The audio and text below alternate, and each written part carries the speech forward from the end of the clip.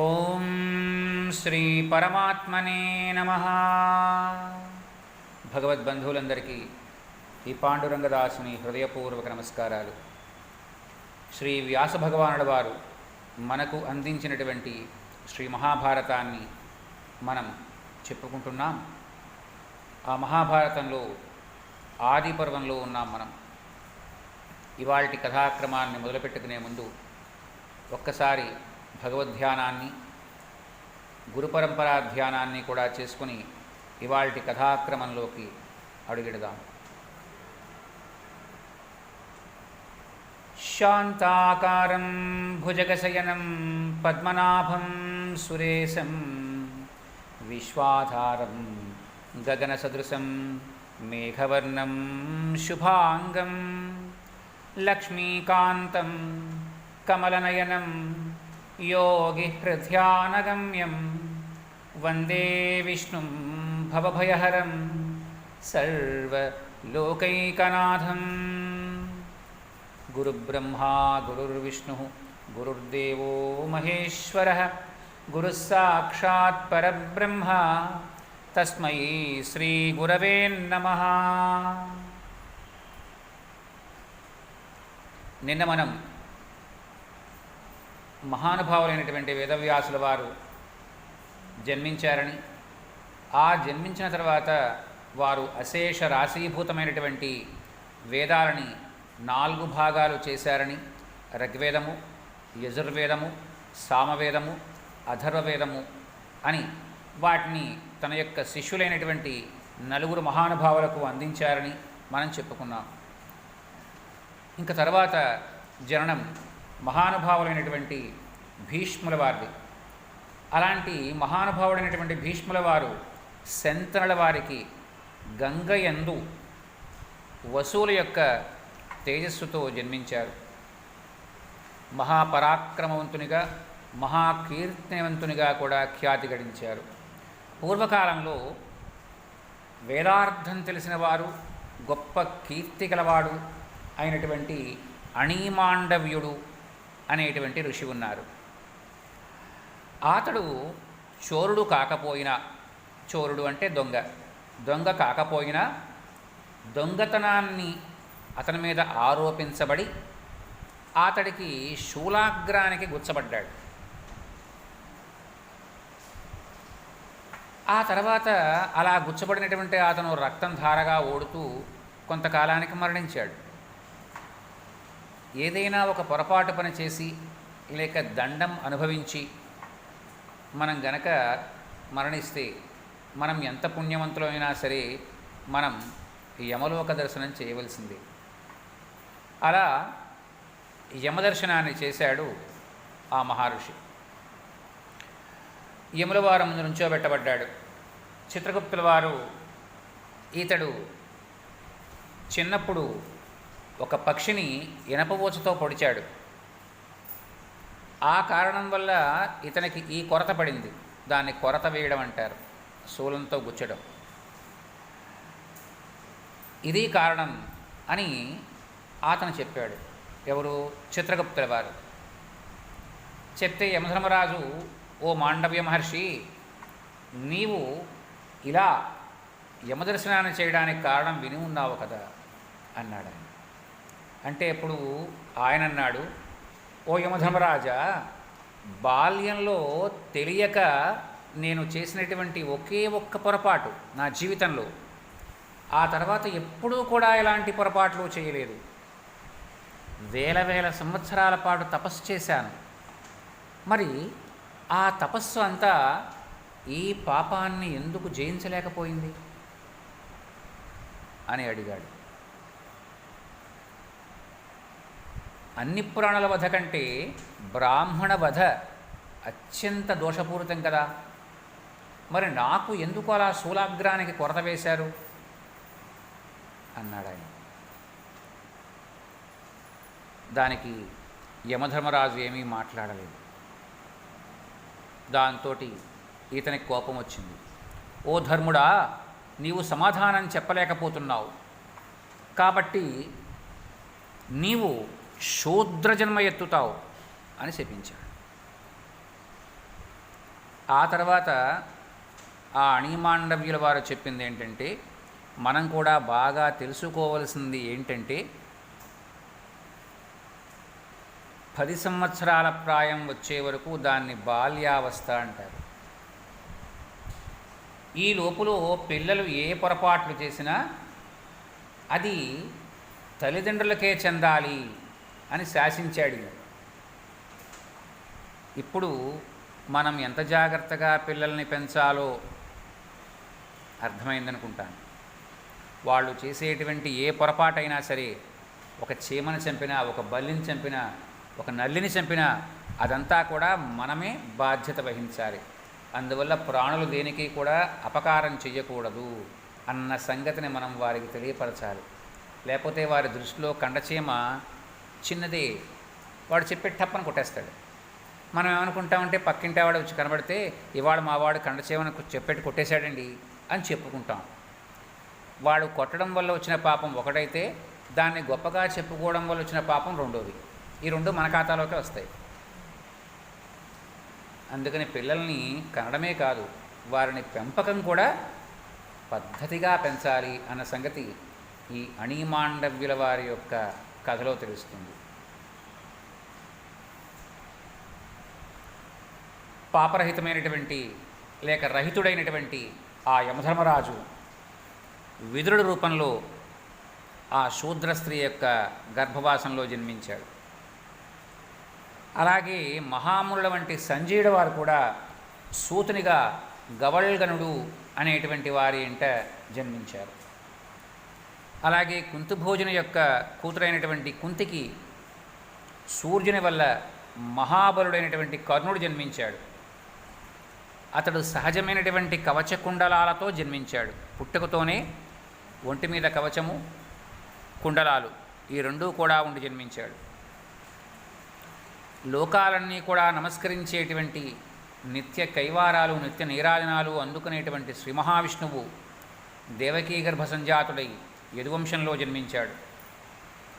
ఆయన ఆర్జంతరహితుడు, జగత్తుకు కర్త, సమర్థుడు, అవ్యయుడు, అక్షరుడు, బ్రహ్మ దేవుల వారికి కూడా ఆయన కారణం. అలాగే త్రిగుణాత్మకుడు, త్రిగుణాతీతుడు కూడా ఆయనే. అతడే ఆత్మ, అతడే అవ్యయం, అతడే ప్రకృతి, అతడే కారణం, అతడే అధిష్టాత, అతడే పురుషుడు, అతడే విశ్వకర్మ, అతడే సత్యయుక్తుడు, అతడే నిశ్చలుడు, అతడే అక్షరం, అతడే అనంతం, అతడే అవ్యక్తం, అతడే పరం, అతడే అవ్యయం, అతడే పురుషుడు, అతడే విభుడు, ఇంకా సర్వభూత పితామహుడు కూడా అతడే. అంధక వృష్ణివంశాల్లో ధర్మాన్ని వర్ధిల్లింపజేయడం కోసం అస్త్రజ్ఞానం, మహాపరాక్రమం, సర్వశాస్త్ర పాండిత్యం కలిగినటువంటి సాత్యకి, కృతవర్మ వీరిద్దరూ కూడా జన్మించారు. వారు శ్రీమన్నారాయణమూర్తి వారి యొక్క అనుచరులు. నేను చాలాసార్లు చెప్పాను, పరమాత్మ ఏ రూపాన్నైనా ధరించి భూలోకంలో అవతరిస్తే ఆయనకి 4 రకాల తత్వాలు ఉంటాయి. చతురాత్మా, చతుర్వ్యూహ, చతుర్దంష్ట్ర, చతుర్గతి అని విష్ణు సహస్రనామంలో వస్తుంది. 4 వ్యూహాలలో మొదటిది వాసుదేవ, సంకర్షణ, ప్రద్యుమ్న, అనిరుద్ధ వ్యూహాలు. ఈ 4 రామాయణ కాలంలో ఒక రోజు తేడాలో వచ్చేసాయి. 3 రోజుల తేడాలో మొత్తం 4 వచ్చాయి. కానీ ద్వాపరయుగంలో, మన ముందు ద్వాపరంలో ఈ 4 కూడా తరాల తేడాలో వచ్చాయి. కృష్ణ బలరాములు ఇద్దరూ ఒకసారి జన్మించారు, అంటే వాసుదేవ సంకర్షణ వ్యూహాలు. ప్రద్యుమ్న వ్యూహం కృష్ణ పరమాత్మకి, రుక్మిణీదేవికి ప్రద్యుమ్నుల వారిగానే జన్మించింది. అనిరుద్ధ వ్యూహం ఆ ప్రద్యుమ్నుల వారికి, అలాగే రతి అమ్మవారికి, ఈ ఇద్దరికీ కూడా అనిరుద్ధుల వారిగా జన్మించింది. ఇలాగా తరాల తేడాలు వచ్చాయి. అలాగే స్వామివారి యొక్క పార్షదులు ఉంటారు, వారు కూడా స్వామికి సహకరించడం కోసం సాత్య కింద, కృతవర్మ కింద కూడా జన్మించారట. సత్యకునికి సాత్యకి, అలాగే హృదికునికి కృతవర్మ జన్మించారు. ఉగ్రమైనటువంటి తపస్సు చేసే భరద్వాజ మహర్షి నుంచి స్ఖలితమైనటువంటి శుక్రాన్ని ద్రోణిలో భద్రపరిచారు. దాని నుంచి జన్మించిన వాడు ద్రోణుడు. ఈ పేరు మనందరికీ బాగా గుర్తుంటుంది. అలాగే గౌతమ గోత్రీయుడైనటువంటి శరద్వంతునికి శరస్తంభం నుంచి కవలలు జన్మించారు. అందులో ఒకరు అశ్వత్థామకు తల్లి అయినటువంటి కృపి, మరొకరు మహాబలుడైనటువంటి కృపాచార్యుడు. ఈ కృపినే ద్రోణుల వారు వివాహం చేసుకుంటారు. ద్రోణుని వల్ల మహాబలుడైనటువంటి అశ్వత్థామ జన్మించారు. అలాగే దృష్టద్యుమ్నుడు సాక్షాత్తు అగ్నితో సమానమైనటువంటి తేజస్సు కలవాడు. యజ్ఞకర్మల నుంచి, అగ్నిహోత్రం నుంచి ద్రోణ వినాశనం కోసం దృష్టద్యుమ్నుడు జన్మించాడు. అతనితో పాటుగా ఒక అమ్మాయి కూడా జన్మించింది. ఆ అమ్మాయిని కృష్ణ అంటారు. ఆ అమ్మాయికి మరొక పేరు ద్రౌపది. కృష్ణ పేరు గలవాళ్ళు మొత్తం ద్వాపరంలో ముగ్గురున్నారు. ఒకరు ఈయన వేదవ్యాసుల వారు, మరి ఒకరు వాసుదేవ కృష్ణ పరమాత్మ, మరి ఒకరు కృష్ణ అంటే ద్రౌపది పేరు కూడా అసలు పేరు కృష్ణ. ద్రుపదస్య ఆపత్యం పుత్రి ఇది ద్రౌపది. ద్రుపదుల వారికి జన్మించింది కాబట్టి ద్రౌపది. అంటే దశరథుల వారి యొక్క కొడుకు దాశరథి ఎలా అయ్యాడు అలాగా, జనకుని కూతురు జానకి ఎలా అయిందో అలాగే. ఇంకా అదే యజ్ఞవేదిక నుంచి తేజోవతి, రూపవతి, శుభస్వరూప అయినటువంటి కృష్ణ ఉత్తమోత్తమైనటువంటి రూపంతో ప్రకాశించే అమ్మాయి జన్మించింది. అలాగే ప్రహ్లాదుని శిష్యుడైనటువంటి నగ్నజిత్తు సుబలుడుగా జన్మించాడు. అతనికి దేవతల కోపం వల్ల ధర్మకంటకమైనటువంటి సంతానం కలిగింది. గాంధారరాజు అయినటువంటి సుబలునికి అర్ధవిశారదులైనటువంటి శకుని, గాంధారి ఇద్దరూ కూడా జన్మించారు. కృష్ణద్వైపారుని వల్ల అంటే వ్యాసుల వారి వల్ల విచిత్రవీర్యుని భార్యలకు ధృతరాష్ట్రుడు, మహాబలుడైనటువంటి పాండురాజు జన్మించారు. ఆ ద్వైపాయనుని వల్లనే శూద్రస్త్రీ వల్ల విదురుడు జన్మించాడు. ఆయన ధర్మార్థకుశలుడు, ధీమంతుడు, మేధావి, పాపరహితుడు. పాండురాజునకు భార్యలిద్దరయందు దేవసమానుడైనటువంటి 5 పుత్రులు జన్మించారు. వారిలో యుధిష్ఠిరుడు పెద్దవాడు. ధర్మదేవుని వల్ల యుధిష్ఠిరుడు, వాయుదేవుని వల్ల భీమదేవుడు, ఇంద్రుని వల్ల శస్త్రధారులందరిలోనూ కూడా శ్రేష్ఠుడైనటువంటి ధనంజయుడు. ఆయన్నే అర్జునుడు అంటాం. అశ్విని దేవతల వల్ల రూపసంపన్నులైనటువంటి కవలలు నకులుడు, సహదేవుడు కలిగారు. నకులుడు అన్న మాటకు అర్థమేంటంటే ద్వాపరయుగం మొత్తం మీద అత్యంత అందగాడెవరు? మీరందరూ ఏమనుకుంటారంటే కృష్ణుడి పేరు చెప్పేస్తారు మాట్లాడితే. కానీ కృష్ణుడి కన్నా కూడా అందగాడు నకులుడు. నకులుడు ఇతర కులాల దేంట్లోనూ కూడా ఇంత అందగాడు లేడు అని ప్రఖ్యాతి పొందినవాడు. ఇంకా తెలివిగల ధృతరాష్ట్రునికి దుర్యోధనుడు మొదలైనటువంటి 9 కుమారులు జన్మించారు. ఇంకా కరణుడైనటువంటి యుయుత్సుడు జన్మించాడు. కరణుడు అన్న మాటకు అర్థం ఏంటంటే తన కులము కాకుండా మరి ఒక కులంలో ఉన్నటువంటి భార్య ఎవరైనా ఉంటే వారికి జన్మించిన వారిని కరణుడు అంటారు. కర్ణుడు కాదు, కరణుడు. ఈ అబ్బాయి పేరంటే ఒక వైశ్య స్త్రీ కూడా భార్య అయి ఉంది ధృతరాష్ట్రుల వారికి. ఆ అబ్బాయి పేరు యూత్సుడు.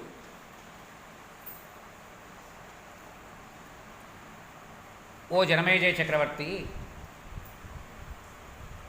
దుశ్శాసనుడు, దుస్సహుడు, దుర్మర్శనుడు, వికర్ణుడు, చిత్రసేనుడు, వివింశతి, జయుడు, సత్యవ్రతుడు, పురమిత్రుడు, ఈ వైశ్యాపుత్రుడైనటువంటి యూత్సుడు, వీరు మహారథులు. ఇవన్నీ కూడా యుద్ధంలో మనం వచ్చేటప్పుడు చెప్పుకుంటాం. మహారథుడు అంటే ఏంటి, వాడి గొప్పతనం ఏంటో అప్పుడు చెప్పుకుంటాం. ఇందులో మీరు గుర్తుపెట్టుకోవాల్సిన మాట వికర్ణుడు. ద్రౌపది అమ్మవారికి జరిగినటువంటి అవమానానికి అందరి మధ్యలోంచి లేచి ప్రశ్నించిన వాడు వీడే. మీరందరూ మాట్లాడకుండా చూస్తూ ఊరుకుంటారే, అలాగా తలకాయలు ఎత్తరే, జరుగుతున్న దాన్ని అవమానకరమైనటువంటి విషయం అనే సంగతి ఎవరూ చెప్పరే అంటే అప్పుడు అందరూ కలిసి, అంటే ఈ శకుని, దుర్యోధనుడు వీళ్ళందరూ కలిసి పిల్లవేధవి నీకేంటి కూర్చో అంటారు. వాడిని వీడు ఒకడు మాత్రం అడుగుతాడు, ఇది తప్పంటాడు. ఇంకా పాంచాలి అనేటువంటి ద్రౌపదికి పాండవుల వల్ల మంచి రూపం గలవారు, సర్వశాస్త్ర విశారదులు అయినటువంటి 5 పుత్రులు జన్మించారు.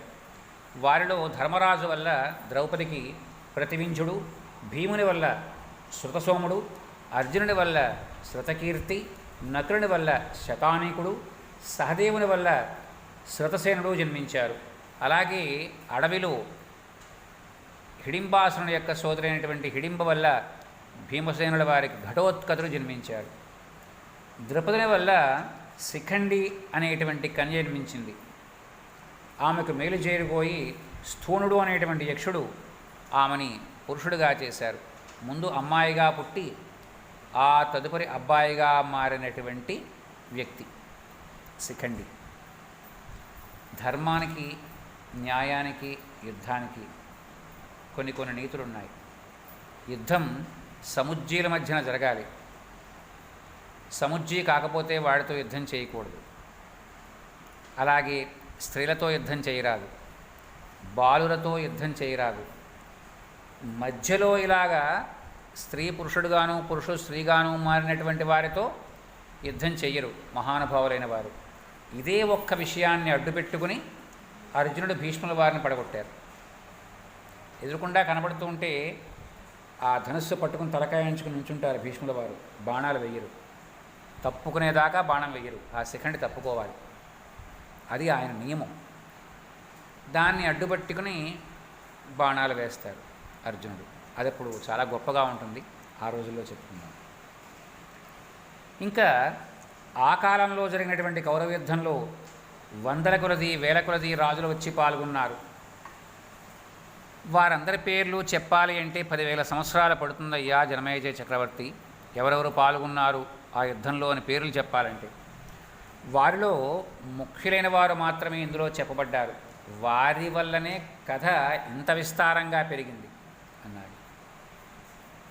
ఇప్పుడు మనం బ్రహ్మదేవుల వారు ఏ ఏ రూపాలతో ఏ ఏ రాజవంశాలలో దేవతల్ని జన్మించమన్నారో మనం తెలుసుకుంటాం. అంటే ధర్మం ఎక్కడుంటే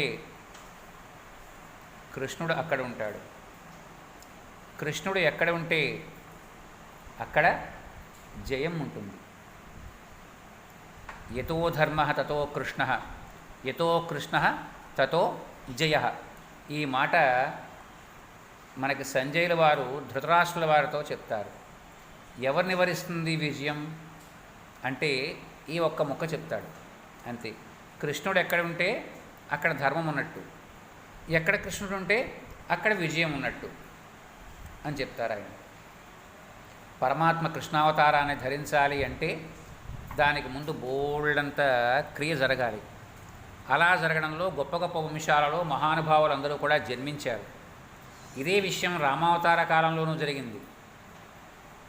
రామావతార కాలంలో కూడా గొప్ప గొప్ప వాళ్ళందరూ కూడా వానర వీరులుగా, భల్లూక వీరులుగా జన్మించారు. మనకి రామాయణంలో తెలిసిన పేర్లు, వానర వీరుల పేర్లు అన్నీ కూడా ఆయా దేవతామూర్తుల యొక్క అంశంలో జన్మించిన వారే. బాగా తెలియాలంటే వాలి ఇంద్రుని యొక్క అంశ, సుగ్రీవుడు సూర్యనారాయణమూర్తి వారి యొక్క అంశ, ఆంజనేయ స్వామి శివాంశ మీకు తెలుసు. అలాగే నరుడు, నీరుడు వాయుదేవుని యొక్క అంశ. ఇలా రకరకాల వాళ్ళు ఉన్నారు. అందరూ కూడా సకల దేవతామూర్తుల యొక్క గొప్పతనాలు దాంట్లో ఉన్నాయి. జాంబవంతుల వారు సాక్షాత్తు బ్రహ్మదేవుడే. ఇలాగా ఇక్కడ కూడా రంగం సిద్ధమవుతోంది. అంటే దేనికి? దుష్ట శిక్షణ, శిష్ట రక్షణ, మూడో మాట ఏంటి? ధర్మ పరిరక్షణ. ఈ మూడు ఉంటాయి.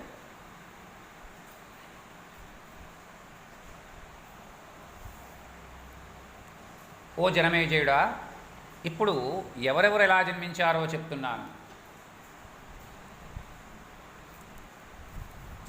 అసలు ఎందుకోసం ఇలా పుట్టారు అన్న ప్రశ్న కూడా వేశారట జనమేజయుల వారు.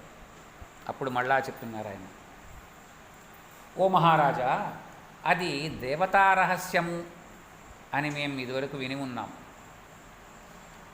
బ్రహ్మదేవుల వారికి నమస్కరించి వారి అనుమతి తీసుకుని ఇప్పుడు నేను మీకు ఆ రహస్యాన్ని వివరిస్తున్నాను. ఎందుకు? ఓ పక్కన రహస్యమే అన్నాడు ఆయన. మరి ఎందుకు వివరిస్తున్నాడు? ఇది దేవతా రహస్యమని ఓ పక్కన చెప్తున్నాడు. మరి రహస్యం ఎప్పుడు ఎలా ఉండాలి? రహస్యంగానే ఉండాలిగా. మరి వివరించేస్తే ఎలాగా అంటే, ఎవరెవరు ఎవరే రాజవంశాల్లో పుడుతున్నారో వాళ్ళు పుట్టకముందు బయట పెట్టేస్తే అది తప్పు. ఇప్పుడు వాళ్ళందరూ పుట్టి తిరిగి మళ్ళీ వాళ్ళందరూ కూడా గతించారు, తిరిగి మళ్ళీ వాళ్ళ లోకాలకు వెళ్ళిపోయారు. భారతయుద్ధం అయిపోయింది. అయిపోయిన తర్వాత ఇంచుమించుగా ఒక 80 సంవత్సరాల తర్వాత ఈ కథ జరిగింది, సర్పయాగం. కాబట్టి ఇప్పుడు చెప్పినా అది తప్పు కాదు. ఓ పక్కన రహస్యమే అంటున్నారు ఆయన.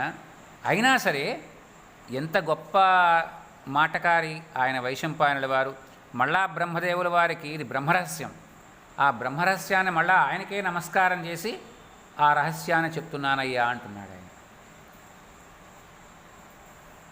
పూర్వకాలంలో జమదగ్ని మహర్షి యొక్క కుమారుడైనటువంటి పరశురాముల వారు 21 సార్లు తన యొక్క కరకు గండ్రగొడ్డల చేత భూమి మీద క్షత్రియుడు అన్నవాడు లేకుండా నిక్షత్రియని చేశాడు.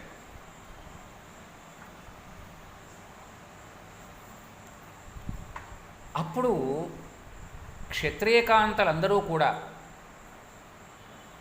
వాళ్ళ వంశాలు నిలవాలి కాబట్టి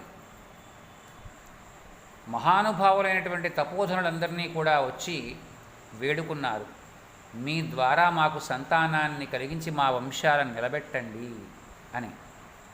ఇక్కడ నేను ముందే తెలియజేసినట్లుగా కొన్ని విషయాలు చాలా కష్టంగా ఉన్నట్టుగా అనిపిస్తాయి. కానీ ధర్మం ఏమని చెప్పిందంటే నీకు సంతానం కలగాలి, వంశం నిలవాలి. అలాంటప్పుడు ఒక సద్బ్రాహ్మణుణ్ణి అంగీకరింపచేసుకొని అతని ద్వారా సంతానం కనడం, అతనితో ఉండి కాపరం చేయడం కాదు, అతని ద్వారా సంతానం కలగడం. మరి సత్యవతీదేవి తర్వాత మనకు వివరం చెప్తారు. వ్యాసుల వారిని పిలిపించారా అంబిక అంబాలిక ఆ ఇద్దరి కోసం. అలాగా ఈ ఆడవాళ్ళందరూ కూడా రాజవంశాల్లో వాళ్ళందరూ కూడా పురుషులందరూ తల తెగవేయబడ్డారు. మరి సంతానం కావాలి, రాజవంశాలు పెరగాలి అంటే వేరే దారి లేదు. అందుకని వారందరినీ కూడా అప్పుడు వాళ్ళు కామవశులై కాదట అడిగింది, సంతానం కావాలి అన్న మాట దేనికయ్యా అంటే వంశం నిలవడం కోసం. అప్పుడు బ్రాహ్మణుల వల్ల క్షత్రియుల స్త్రీలందు ధర్మపూర్వకంగా క్షత్రవంశజననము అభివృద్ధి జరిగాయి. అనంతరం బ్రాహ్మణ ప్రధానమైనటువంటి 4 వర్ణాలు స్థిరపడ్డాయి. అలాగే ఇంకొక విషయం ఏంటయ్యా అంటే ధర్మ సంతానము అన్న మాట చాలాసార్లు మనం వింటూ ఉంటాం. సంతానానికి ముందు ధర్మ అన్నమాట ఇది ఎందుకు వాడారు? అలాగే ధర్మ ప్రజా సంపత్త్యర్థగం శ్రియముద్వహే అని వివాహాల్లో కూడా చెప్తాం. ధర్మ సంతానం కోసం ఈ అమ్మాయిని నేను పెళ్లి చేసుకుంటున్నాను అని. ఏ సంతానం కోసం అనేయచ్చుగా వాడు, మళ్ళీ ధర్మ అన్నమాట ఎందుకు అంటే ఎలా ఉండేవారట ఒకానొకప్పుడు. ఇప్పుడు ఎవరెవరు ఎలా ఉంటున్నారన్న సంగతి మనకు తెలియదు, మనం ఎవరిని ఏమీ తప్పట్లేము. ఒకప్పుడు మాత్రం ఋతుకాలంలో మాత్రమే ఆ అమ్మాయితో శారీరకమైనటువంటి ఆనందాన్ని అనుభవించేవాట ఆ యజమాని భార్యతో. తర్వాత వారిద్దరూ కూడా స్నేహితుల్లాగే జీవితం అంతా గడిపేవారట. కానీ ఇప్పుడు అలాంటి స్థితి ఎక్కడా లేదుగా. అందుకని ఆ కాలంలో ఉన్నటువంటి గొప్పతనం. ఆఖరికి ఈ పద్ధతిని మనం మానేసి పశుపక్ష్యాదులు మాత్రం ప్రస్తుతం ఇంకానే ఆచరిస్తున్నాయి. అది మీ అందరూ ఒప్పుకుంటారా? పశుపక్ష్యాదులు ఆ స్థితిని ఖచ్చితంగా అనుసరిస్తున్నా ఇప్పటికీ కూడా. అవి మాత్రం పద్ధతి మారలేదు. ఒక్క మనం మానవులం మాత్రం మార్చుకున్నాం. ఆ విధమైనటువంటి ధర్మం చేత ఆ కాలంలో చాలా అంటే కొన్ని వందల సంవత్సరాల పాటు జీవించేవారు. ఇప్పుడు జీవనం తక్కువైపోవడానికి కూడా కారణం అనేక రకాల కారణాల్లో ఇది ఒక కారణం. రాజా, ఆనాటి ప్రజలందరూ కూడా ధర్మ సత్యవ్రతపరాయణులు. అందుకే వారు ఆధుల చేత వ్యాధుల చేత, ఆధివ్యాధి అన్న మాట ఎప్పుడన్నా విన్నారా? ఆది వ్యాధి, వ్యాధి అంటే మీ అందరికీ బాగా తెలుసు. ఆది అంటే మనోరోగం, మానసికమైనటువంటి రోగం. మానసిక రోగానికి మందే లేదు అని కదా చెప్తారు. ఇలాంటి మానసిక రోగాలు రావడానికి కూడా కారణం ధర్మం తప్పడం. ఆ తర్వాత సముద్ర పర్యంతం వ్యాపించినటువంటి పర్వతాలతో అడవులతో కూడినటువంటి సువిశాలమైనటువంటి భూమండలం మీద క్షత్రియ జాతి ఏర్పడింది. అప్పుడు ఆ క్షత్రియ జాతి ఈ భూమి మీద ధర్మంతో పరిపాలన చేస్తూ ఉంటే బ్రాహ్మణాది మిగిలిన వర్ణాలన్నీ కూడా ఆనందంతో జీవితం గడిపాయి. అంటే వారు రక్షించేవారు క్షత్రియులు. వీరు మిగతా వాళ్ళందరూ వాళ్ళ పనులు చేసుకునేవారు. వీళ్ళకి స్వరక్షణతో పని లేదు. మిగతా 3 వర్ణాలకి వాళ్ళ రక్షణ వాళ్ళు చూసుకోక్కర్లేదు. క్షత్రియులు వారిని రక్షించేవారు. అది వారి యొక్క వృత్తి, డ్యూటీ. నాటి ప్రజాపాలకులు కామక్రోధాల వల్ల కలిగేటువంటి ఏ రకమైన దోషాలని దరిచేరనీయకుండా ధర్మానుసారంగా దండింపవలసిన వారిని దండించేవారు. ఈ విషయంలో మనం చదువుకున్నాం, కానీ మర్చిపోయి ఉంటారు. మళ్ళీ ఒకసారి గుర్తు చేస్తాను. విష్ణుకిండిన మహారాజు అని ఇప్పుడు మనం ఏ విజయవాడ అని మనం చెప్పుకుంటున్నామో దాన్ని 3వ శతాబ్దంలో, క్రీస్తు తర్వాత 3వ శతాబ్దంలో పరిపాలించారు. అప్పుడు దాని పేరు విజయవాటిక. ఆ మహారాజు యొక్క కోటగోడ ముందు ధర్మగంట ఉండేది. ఎవరైనా వారికి కష్టం కలిగితే ఆ గంట వాయిస్తే ఆ మహారాజు వచ్చి విచారించి వారికి న్యాయం చేసేవారు. ఇలా ఒకసారి ఒక వృద్ధ స్త్రీ వచ్చి రాత్రి గంట కొట్టింది. వెంటనే ఆయన బయటికి వచ్చారు. ఆమె యొక్క కష్టాన్ని తెలుసుకున్నారు. వెంటనే తర్వాత రోజు ఉదయం సూర్యోదయానికి ఆ స్త్రీకి కష్టం కలిగించినటువంటి వాణ్ణి చాలా కసాయితనంతో దండన విధించారు. ఇంతకీ ఆ శూద్ర స్త్రీకి కష్టం కలిగించినటువంటి వాడు ఎవరయ్యా అంటే ఆ విష్ణుకుండిన మహారాజు కొడుకే. వయస్సులో ఉన్నందువల్ల వచ్చినటువంటి పొగరు వగరుతోటి రథాన్ని ఇష్టం వచ్చినట్టుగా నడిపితే ఆ రథచక్రాల కింద ఒక 6 ఏళ్ల పిల్లవాడు నలిగిపోయి మరణించాడు. ఆ పిల్లవాడిని తెచ్చుకుని ధర్మగంట కొట్టి వేడుకుంది ఆ వృద్ధ స్త్రీ. వేడుకుంటే అప్పుడు తర్వాత రోజు ఉదయం సూర్యోదయానికి అదే రథం కింద తన కొడుకుని పడుకోబెట్టి రథాన్ని పోనిచ్చేసాడు ఆయన. పోనీమని చెప్పారు ఆయన. వెంటనే ఆ ధర్మపరమైనటువంటి స్థితికి ఆ జగదంబైనటువంటి దుర్గకి ఆనందం కలిగి ఇంత ధర్మాన్ని నిర్వర్తించాడు ఈ మహారాజు అని చెప్పి అక్కడంతా కూడా కనకవర్షాన్ని కురిపించారు జగదంబ. అందుకని ఆవిడకి కనకదుర్గ అని పేరు. అంటే ధర్మం అందరికీ ఒకటే. ఇదే ఇప్పుడైతే మామూలుగా ఏం జరుగుతుందో మీకు తెలుసు కదూ. అసలు లేదంటారు, ఆ స్థానంలో వేరేవాడు ఎవడో నాలాంటి వాడు ఎవడో నుంచోబెట్టబడతాడు. అలాగా ధర్మం 4 పాదాలు నడిపించారట వాళ్ళు. ఆ విధంగా రాజులందరూ ఉండగా ఇంద్రుడు ఏం చేస్తాడు? నెలకి 3 వానలు కురిపిస్తాడు. నెలకి 3 వానలు కురిస్తే ఏమవుతుందో మీకు తెలుసా? సస్య సమృద్ధి సక్రమంగా ఉంటుంది, పద్ధతిగా ఉంటుంది. ఓ మహారాజా, ఆనాడు ఒక్క బాలుడు మరణించలేదు. రామచంద్రమూర్తి వారి యొక్క రామాయణంలో మనం సుందరకాండ చాలాసార్లు చదువుకున్నాం. సుందరకాండ చివరిలో పట్టాభిషేక సర్గ కూడా చదువుతాం. అందులో ఒక మాట ఇప్పుడు చెప్పుకున్న మాటే. పిల్లలకి ప్రేత కార్యాలు చేయాల్సినటువంటి కర్మ ఆ కాలంలో వాళ్ళెవరికి పట్టలేదు అని చెప్పుకున్నాం. వయస్సు రీత్యా వెళ్ళిపోవడం సహజం. మీరైనా నేనైనా ఇంకొకళ్ళైనా తప్పదు. కానీ మన కళ్ళ ముందే చిన్నపిల్లలు వెళ్ళిపోతూ ఉంటే అది ఎంత దుఃఖమో తెలుస్తుంది మనకి. అలాంటి స్థితి రామచంద్రమూర్తి వారు పరిపాలించినప్పుడు లేదట. అదే మాట ఇక్కడ చెప్తున్నారు. ఇంకా యవ్వనం రాకుండా ఏ పురుషుడు స్త్రీ సుఖాన్ని కోరుకోలేదు. ఓ భరత శ్రేష్ఠ, ఇలా సాగర పర్యంతం ఉన్నటువంటి భూమండలం మీద దీర్ఘాయుష్మంతులై జన్మించారు. అలాగే వారందరూ జీవించారు. అంటే అవశ్యం మన భోక్తవ్యం కృతం కర్మ శుభాశుభం. మనం చేసినటువంటి మంచి లేక చెడు మనకి అనుభవంలోకి వచ్చేస్తుంది. అప్పుడెప్పుడో కాదు, ఇప్పుడే. ఈ అనుభవం కాస్త మనం వెళ్ళిపోయే సమయానికి పూర్తవ్వలేదు అనుకోండి, అప్పుడు మళ్ళీ బ్రాట్ ఓవర్ తర్వాత జన్మకి ఏర్పాటు చేస్తాడు స్వామి, అంతే. అలాగే ఓ మహారాజా, నచ విక్రీణతే బ్రహ్మ బ్రాహ్మణాశ్చ తదా నృప నచ శూద్ర సమభ్యాసే వేదాన్ ఉచ్చారయంత్యుత. బ్రాహ్మణులు వేద విక్రయాన్ని ఆ రోజుల్లో చెయ్యలేదయ్యా చక్రవర్తి.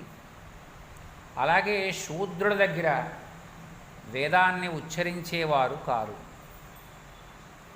శూద్ర అన్నది మళ్ళా ఇప్పుడు మనం చెప్పుకున్నటువంటి శూద్రత్వం కాదు. బ్రహ్మజ్ఞానాన్ని తెలియనివాడు ఎవరైతే ఉన్నాడో వాడి దగ్గర వేదోచ్చారణ చేసేవారు కాదు. బ్రహ్మజ్ఞానం తెలియడం అంటే వేదార్థాన్ని తెలుసుకోవడం, వేదమంతా కూడా శ్రీమన్నారాయణమూర్తి యొక్క స్వరూపమే అని తెలుసుకోవడం. ఆ తెలుసుకోవడం వల్ల ఏం జరుగుతుంది అంటే ఈ ప్రపంచంలో ఉన్నటువంటి ప్రతీదీ కూడా ఆ పరమాత్మే అని అర్థమవుతుంది. అప్పుడు ఎవరి మీద ద్వేషం ఉంటుంది, ఎవరి మీద ప్రేమ ఉంటుంది? అంతా ఒకలాగే ఉంటుంది. ఇందుగలడందులేడని సందేహము వలదు, చక్రి సర్వోపగతుండు, ఎందెందు వెదకి చూచిన అందిందేగలడు అని ప్రహ్లాదుల వారు చెప్పిన విషయం మనకు అనుభవంలోకి వస్తుంది.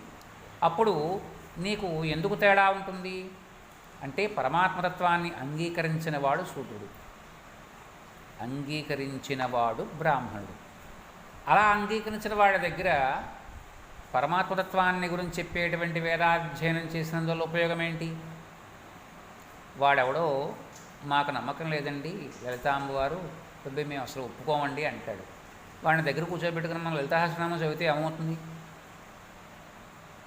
అలా ఏమవుతుందో, ఆ అనుభవం వల్ల మనకేం తెలుస్తుందో అదే పరిస్థితి ఇక్కడ చెప్పారు. శూద్రుడి దగ్గర వేదాధ్యయనం చేయొద్దని చెప్పారు, వేదాధ్యాపనం చేయొద్దన్నారు, వేదగానం చేయొద్దన్నారు. దానివల్ల వాడికి తెలియదు. అరణ్యరోదన అన్న మాట ఎప్పుడన్నా విన్నారా? అరణ్యరోదన. ఇప్పుడు నేనే ఏ ఘాటీ సెంటర్ దగ్గరకు వెళ్ళి ఏడుస్తున్నాను అనుకోండి, రోడ్డు మధ్యలో కూర్చుని, ఏ ఒక్కడన్నా వచ్చి ఎందుకు ఏడుస్తున్నామని అడుగుతాడా? మొత్తానికి ఎవడో ఒకడన్నా అడుగుతాడా? ఇదే మారేడుమిల్లి అడవుల్లోకి వెళ్ళిపోయి అక్కడ ఏడుస్తున్నాను అనుకోండి, ఎవడడుగుతాడు? అక్కడ ఎవడో అడగడు. ఎందుకు అంటే అది అరణ్యరోదన. అడవిలో నీ గోడు వినేవాడు ఎవడూ లేడు. అలాగా ఇంకా క్షత్రియులు గొప్ప గొప్ప దక్షిణలు ఇస్తూ యజ్ఞయాగాదులు చేసేవారు. బ్రాహ్మణులు వేదాలను సాంగోపాంగంగా అధ్యయనం చేసేవారు. వేదాధ్యయనం చేయడం గొప్ప కాదు, దానిలో ఏముందో తెలుసుకునేటువంటి నిరుక్తాన్ని కూడా చెప్పుకుని, తద్వారా నిరుక్తము అంటే మీకు కొంచెం ప్రత్యేకంగా అనిపించవచ్చు. మీకు డిక్షనరీ ఉంటుంది, ఆక్స్ఫర్డ్ డిక్షనరీ పేరు విన్నారు. ఈ డిక్షనరీ ఏం చెప్తుంది మనకి అంటే, ఏదైనా అర్థం కాని పదాన్ని మనం దగ్గర పెట్టుకుని చూసుకుంటే ఆ పదానికి అర్థం ఏంటో చెప్తుంది మనకు అర్థమయ్యే భాషలో. అలాగే వేదానికి అర్థం నిరుక్తాన్ని దగ్గర పెట్టుకుంటే తెలుస్తుంది. అలాగా ఆ సాంగోపాంగంగా వేదాధ్యయనం చేయడం గొప్ప. అలా చేసేవారు. వైశ్యులు ఎద్దులతో వ్యవసాయం చేసేవారు. కృషించిన ఎడ్లపై భారం మోపేవారు కాదు, వాటికి ఆహారాన్ని జీవనాన్ని కల్పించేవారు. అంతేగాని మనలాగా కబేళాలకు తోలేసేవారు కాదు. ఆవు ఒట్టిపోతే ఏం చేస్తాం మనం? సంతకు తీసుకెళ్ళి అమ్మేస్తాం.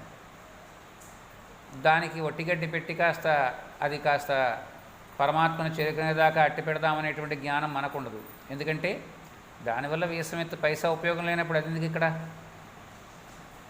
ఇదే మరి ఇంట్లో తల్లిదండ్రులను కూడా ప్రస్తుతం అలా ఒట్టిపోయినటువంటి పశువుల్లాగే మనం బయటికి పంపించేస్తున్నాం. వాళ్ళు అవసరం లేదన్నట్లుగా. కానీ అలా చేసేవారు కాదట వాళ్ళు. ఆ పశువులకి ఆహారాన్ని ఇచ్చి వాటి జీవనం పూర్తయ్యేదాకా ఉంచుకునేవారు. పాలు త్రాగే దూడలుండగా పశువులు పాలని ఆ కాలంలో వాళ్ళు పిండుకునేవారు కాదు. అంటే ఇక్కడ విచిత్రం ఏంటండి? మీరు ఎలా చెప్తే ఎలాగండి? మాకు ఒకటే ఆవు ఉంది, ఆ ఆవుకో దూడ ఉంది, దానికి పాలు ఇచ్చేస్తుంటే మా బతికేంటండి? ఇదివరకు ఒక ఆవుతో జీవనం ఎప్పుడూ గడపలేదండి. కనీసం 10-20 ఆవులు ఉండేవి అక్కడ. ఏదో ఒక ఆవు పాలు నీకు తాగడానికి ఇస్తే ఒక 10 ఆవుల్లో ఒక 6 ఆవులు దూళ్ళకిస్తే 4 ఆవులన్నా నీకు పాలు ఇచ్చేవి. అలా జీవితం గడిచేది అప్పట్లో. వర్తకులు మోసపు కొలతలతో సంతల్లో సరుకులు అమ్మేవారు కాదు. నరోత్తమ, మనుషులందరూ కూడా ధర్మబద్ధమైన న్యాయబద్ధమైనటువంటి జీవితాన్ని గడిపారు. అన్ని వర్ణాల వారు కూడా వారి వారి యొక్క కర్మల్ని నిర్వర్తిస్తూ ఉండేవారు. సకాలంలో ఆవులు ఈనేవి, స్త్రీలు ప్రసవించేవారు, ఆయా ఋతువుల్లో వృక్షాలు పూచేవి, ఆ తర్వాత ఫలాలు వచ్చేవి. ఈ విధంగా కృతయుగంలో చక్కగా ఉండగా ఈ భూమి అంతా అనేక రకాల ప్రాణులతో నిండి ఉంది. ఇది ఎప్పుడు కృతయుగంలో చెప్పారు. భరతశ్రేష్ఠ, ఈ విధంగా మానవులతో ఈ లోకంలో ప్రసన్నంగా ఉండగా క్షత్రియకాంతలకు అసురులు జన్మించారు. ఎందుకు వీరిలా జన్మించారు అంటే, ఆదితేయులు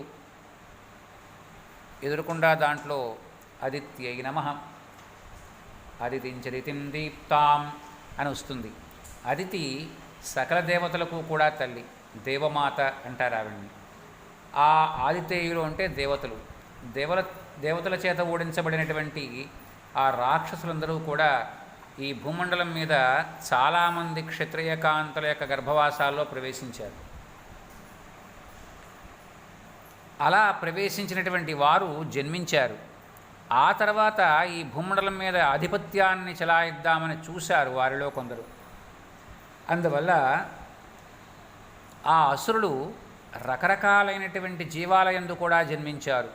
ఆవుల యందు, గేదెల యందు, ఒంటెల యందు, అలాగే గాడిదల యందు, మాంసాహారులైనటువంటి పశువుల యందు, ఏనుగులు, లేళ్ళు, ఇలా అన్ని జాతుల యందు జన్మించారు. వారందరితోనూ ఉన్నటువంటి ఈ భూమి తన యొక్క భారాన్ని మొయ్యలేకపోయింది. దుర్మార్గులైన వారు గనక ఉంటే ఆ భారాన్ని ఈమె మొయ్యలేదు. అప్పుడు భూమి మీద జన్మించినటువంటి ఆ దైత్యులు, దానవులు అయిన కొందరు రాజుల మిక్కిలి గర్వంతో ఉండేవారు.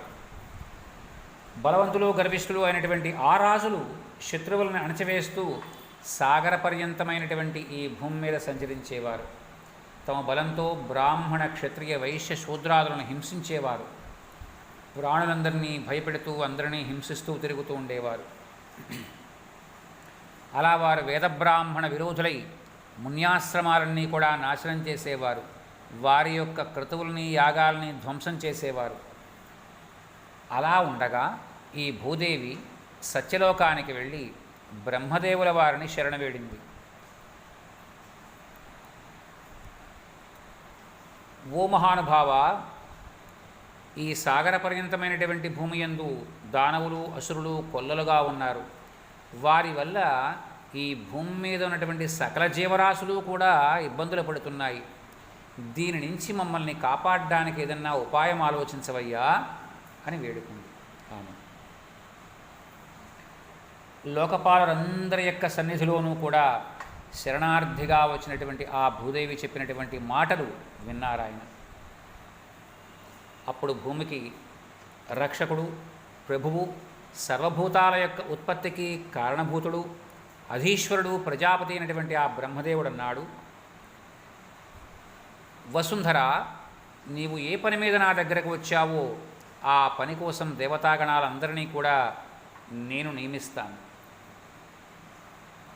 అని భూదేవిని సాగనింపాడు ఆయన ఊరడించి. తర్వాత దేవతాగణాలకేసి చూశాడు.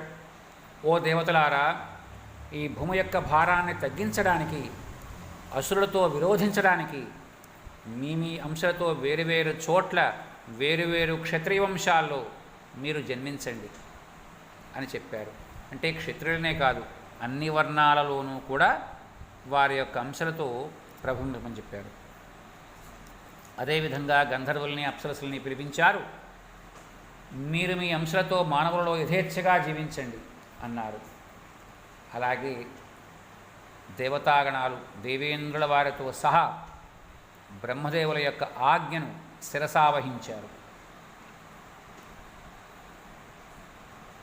ఆ తర్వాత వీరందరూ కూడా శత్రు సంహారైనటువంటి శ్రీమన్నారాయణమూర్తి ఉన్నటువంటి వైకుంఠానికి వెళ్ళారు. ఆ నారాయణమూర్తి శంఖ చక్ర గదా శార్ంగాలతో విలసిల్లుతున్నారు. పీతాంబరుడు, నీలకాంతి కలవాడు, పద్మనాభుడు, అలాంటి విశాలమైనటువంటి అందమైనటువంటి చూపులు కలవాడు, ప్రజాపతులకే ప్రభు, దేవతలందరికీ కూడా నాథుడు, మహాబలుడు, శ్రీవత్సాంకుడు, ఋషికేశుడు, అలాంటి వారు అయినటువంటి ఆ శ్రీమన్నారాయణమూర్తిని పాలకడలి ఒడ్డున నిలబడి వీరందరూ కూడా ప్రార్థించారు. అదేమిటండి, శ్రీమన్నారాయణమూర్తి దగ్గరికి వెళ్ళరా అనొచ్చు. అక్కడికి వెళ్ళడానికి ఎవరికీ అధికారం లేదు. ఎవరైనా సరే ఆ ఒడ్డమ్మట నుంచుని ఆయన్ని స్తోత్రం చెయ్యాలి. స్తోత్రం చేస్తే ఏమవుతుంది? ఆయనకి వినబడుతుంది. అప్పుడు ఆయన ఎవరికి వినబడతాడు? ఇదేదో కొత్తగా ఉంది కదూ. ఎవరికి కనబడతాడు అని కదా అనుకోవాలి. కానీ ఎవరికి వినబడతాడు అంటే బ్రహ్మదేవుల వారికి వినబడతారు. మనం మంత్రపుష్పంలో చెప్పుకుంటాం, ధాతా పురస్తాద్యముదా జహార శక్ర ప్రవిద్వాన్ ప్రదిశ చతస్ర అని చెప్పుకుంటాం. ముందు బ్రహ్మదేవుల వారి యొక్క చెవిలో, ఓ బ్రహ్మదేవా, నీవు దేవతాగణాలు ఏ కారణం వల్ల నన్ను కలవడానికి వచ్చారు అని అడుగుతాడు. అప్పుడు బ్రహ్మదేవుల వారు తన మనసులోనే చెప్పుకుంటారు, ఓ మహానుభావ, ఆ భూదేవి వచ్చి నా దగ్గర మొరబెట్టుకుంది. మరి ఆమె యొక్క భారాన్ని తొలగించడానికి నీవే సమర్థుడవు, అందువల్ల నీ దగ్గరికి వచ్చాం అంటారు. అప్పుడు శ్రీయపతైనటువంటి శ్రీమన్నారాయణమూర్తి, ఓ బ్రహ్మదేవా, నీవు తక్కుంగల దేవతాగణాలు వారి వారి యొక్క అంశాలతో ఆ భూమండలంలో ప్రభవించండి. నేను సమయాన్ని చూసుకుని వస్తాను అని చెప్తారు. ఇది ఎవరికి? బ్రహ్మదేవుల వారికి వినబడుతుంది. అప్పుడు బ్రహ్మదేవుల వారు ఏమంటారు? పక్కనే నుంచున్నటువంటి ఇంద్రుల వారికి పరమాత్మ ఇలా నాతో చెప్పారు అని చెప్తారు. అప్పుడు ఇంద్రుడు 4 దిక్కులకి కూడా, అంటే మిగిలిన 4 దిక్కులలోనూ ఉన్నటువంటి వారందరికీ కూడా చెప్తారు. అలా ఇంద్రుల వారి వల్ల మిగిలిన 4 దిక్కులకి, ఆ 4 దిక్కుల నుంచి 4 మూలలకి, ఆ తర్వాత అన్ని లోకాలకి ఈ వర్తమానం వెళ్తుంది. ఇప్పుడు మహావిష్ణువుని ఎవరు చూశారు? ఎవ్వడూ చూడలేదు.